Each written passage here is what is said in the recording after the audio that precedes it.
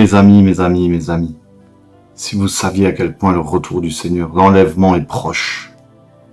L'enlèvement est proche. Il est imminent, imminent, imminent. Dans cette vidéo, je ne vais pas parler de date. Parce que ça peut être là, avant la fin de la vidéo, ça peut être à tout moment. Le Seigneur m'a enlevé cette nuit. Je l'ai vraiment vécu. Je l'ai vraiment, vraiment, vraiment vécu. Je vous raconte mon rêve.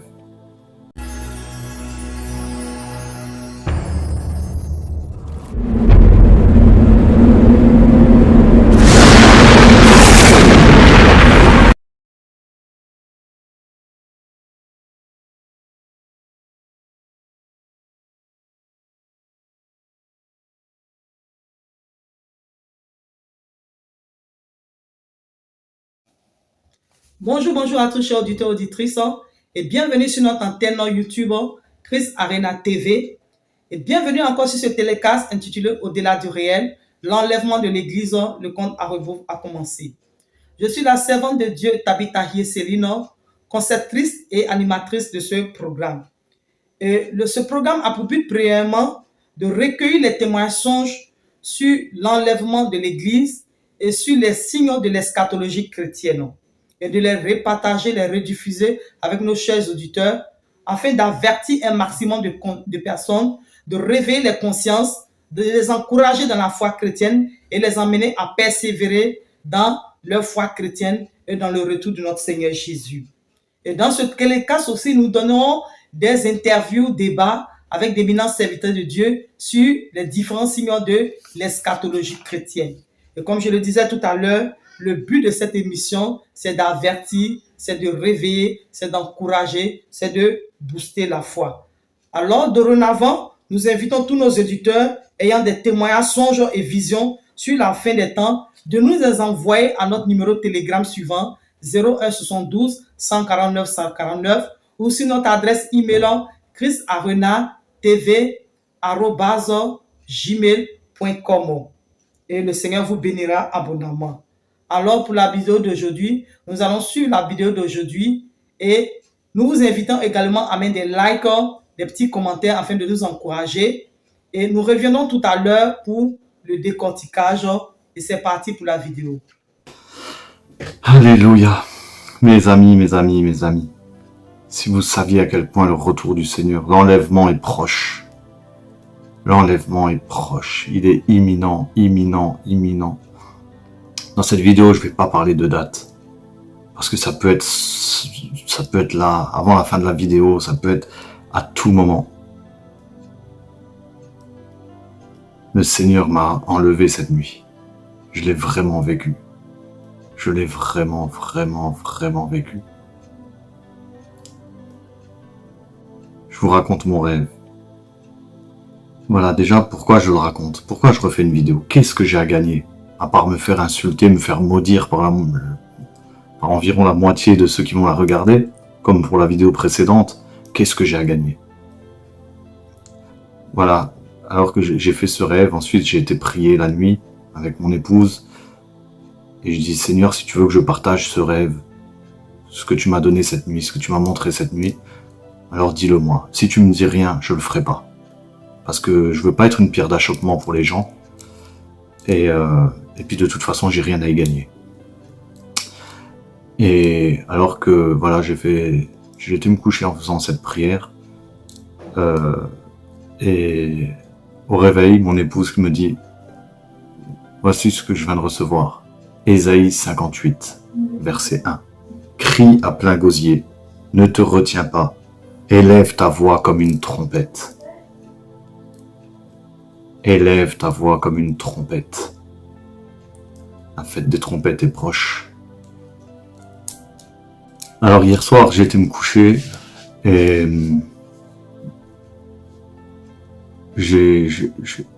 voilà le songe que Dieu m'a donné, mais en fait, comme le dit l'apôtre Paul, je ne sais si c'est dans mon corps ou hors de mon corps. En tout cas, je l'ai vécu.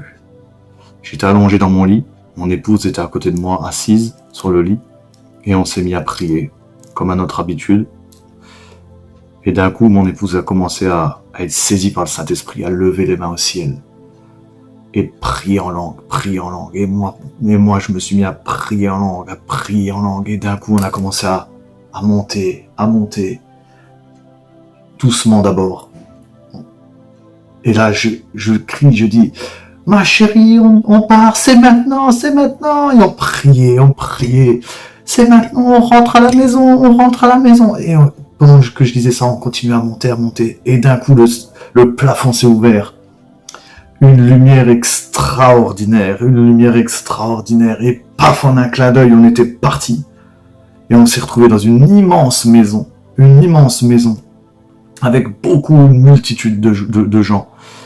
Et en fait, tout de suite, immédiatement, je comprenais tout ce qui se passait.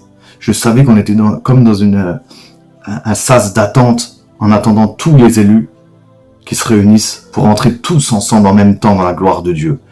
Et on était dans cette grande maison et on était dans une joie parfaite, un amour, je sais pas comment vous expliquer, mais c'est indescriptible en fait.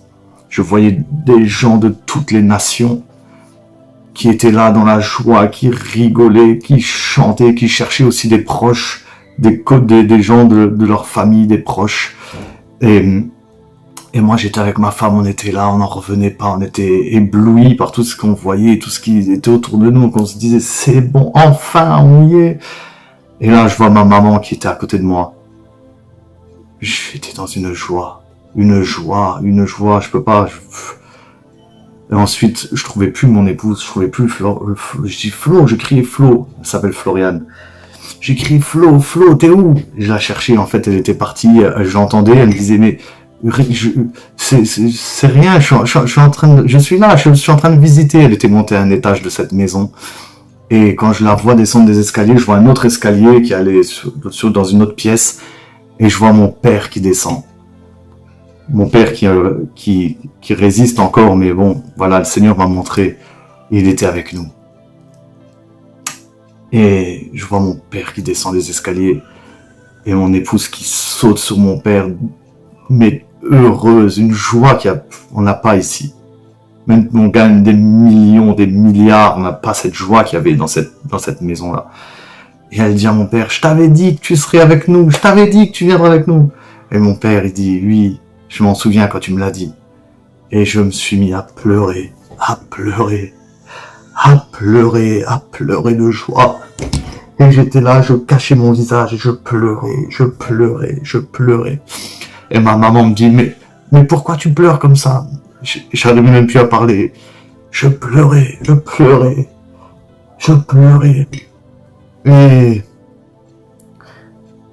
Et tellement je pleurais, en fait, de joie, ça m'a réveillé. Et mon oreiller, excusez-moi, et mon oreiller était rempli de larmes. Je l'ai vraiment vécu. Et quand je me suis réveillé, j'ai dit non, il est là, il vient. Je me suis réveillé, il était à peu près 3h moins le quart du matin. Et là, j'entends mon épouse à côté qui prie en langue. Parce que quand même, elle m'a entendu faire du bruit, elle croyait que j'étais attaqué par l'ennemi. Ça arrive des fois, mais bon. Évidemment, on est toujours plus que vainqueur. Et donc, alors je lui dis, je vais expliquer, puis là, on se décide de descendre immédiatement. D'habitude, on descend vers 5h du matin, on devance l'aurore pour prier, puis là, on est descendu à 3h, et puis une présence de Dieu extraordinaire. Et on pleurait pour nos familles. On s'est rendu compte que c'était là, que c'était imminent, qu'il n'y avait plus de temps à perdre. C'est là, le Seigneur est là, il arrive, c'est la première fois, la toute première fois que je fais ce genre de rêve. Voilà, mes amis, je vous ai parlé avec mon cœur de mon rêve, et vraiment pour vous dire que on n'a plus le temps pour les disputes de mots.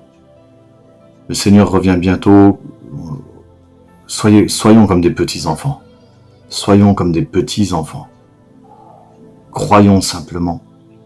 Arrêtons avec je suis, non, on va vivre la tribulation, on va passer par la tribulation d'abord. Moi, je pense qu'on va vivre 3 ans et demi de tribulation. Et de toute façon, on n'a pas vu l'impie qui doit s'asseoir dans le temple, se faisant appeler lui-même Dieu. Arrêtons avec ça. Arrêtons avec ça. Je suis persuadé que personne n'a la vérité par rapport à ça. Pourquoi? Parce que Jésus parle au cœur et à l'esprit. C'est pour ça que les pharisiens l'ont crucifié. C'est pour ça qu'ils n'ont pas voulu entendre Jésus. C'est pour ça que Jésus était si sévère avec eux. Parce qu'ils ne comprenaient pas, parce qu'ils avaient le cœur dur. Lorsqu'il a dit « Détruisez ce temple, en 3 jours je le relèverai », ils se sont fâchés, ils n'ont pas cherché à comprendre. Quoi, il nous a fallu 46 ans pour construire ce temple et toi en 3 jours tu le relèveras.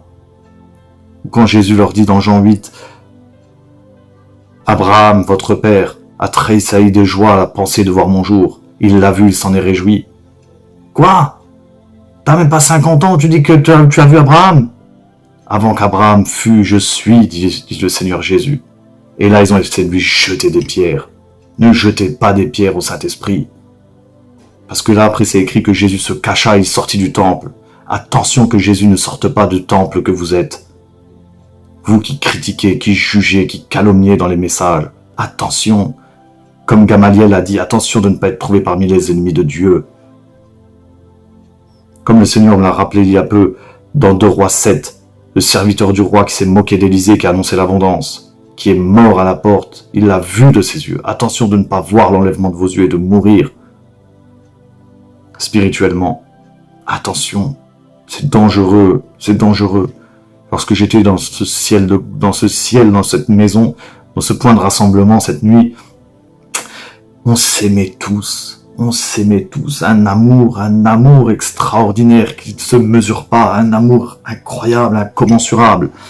On n'était plus là à se regarder avec un air de dédain, méfiant, arrogant, médisant.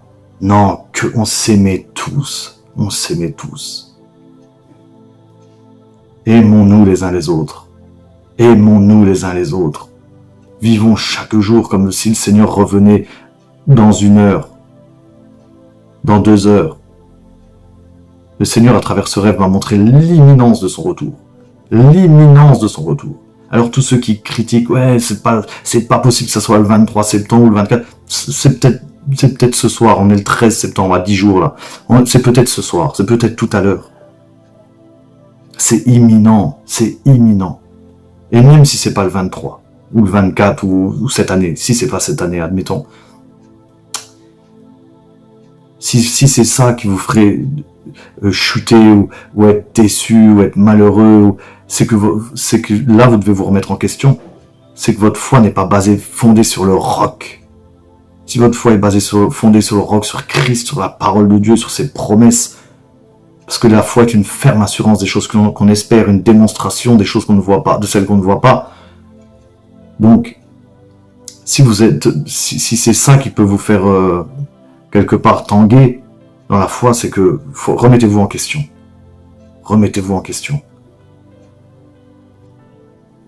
Mes frères et sœurs, vraiment, il faut qu'on s'examine soi-même. Il faut qu'on lave notre robe. L'époux arrive.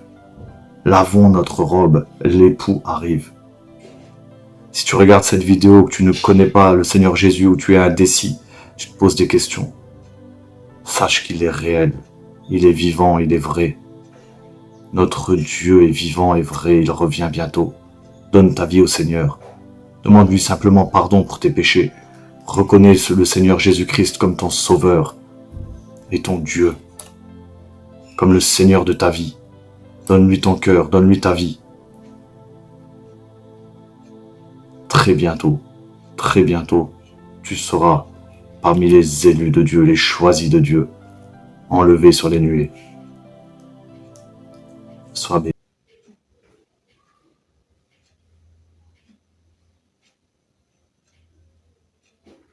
Alors, bien-aimés, nous sommes de retour pour le décryptage de notre télécast au-delà du réel et du témoignage de notre frère en Christ.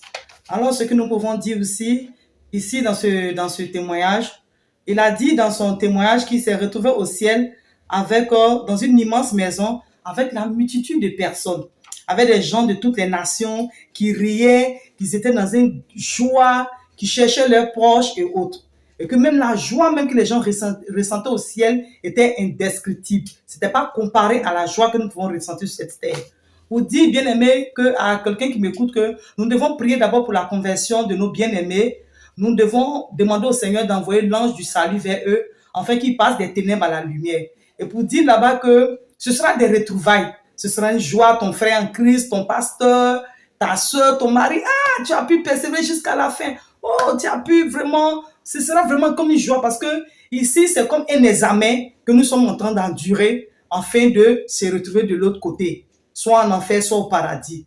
Et donc, ce sera une joie de retrouver tes frères et sœurs, de savoir que ton frère, ta soeur, ta cousine, vraiment, ont pu traverser les épreuves, ont pu persévérer jusqu'au soir de leur vie. Et vraiment, ce sera une joie. Vraiment, je veux interpeller tout un chacun à prier pour bien-aimé, pour ses bien-aimés, pour sa maison, pour ses familles, pour sa famille. Et pour dire qu'au ciel là-bas, ce ne sera pas un endroit isolé où nous serons perdus, où on va s'ennuyer. Vraiment, ce sera des retrouvailles, ce sera la fête, ce sera la joie. Alléluia. Et il a encore dit dans son témoin qu'il a retrouvé sa maman, son papa décédé au ciel et ils étaient dans une joie. Alléluia. Donc, le frère ici nous encourage également à persévérer dans la vie chrétienne, à laver nos vêtements, quelles que soient les épreuves, à nous maintenir dans la foi et vraiment à encourager nos frères et sœurs encore, vraiment à persévérer dans la foi. Donc, que Dieu nous garde et à la prochaine pour la prochaine diffusion et le prochain témoignage. Amen.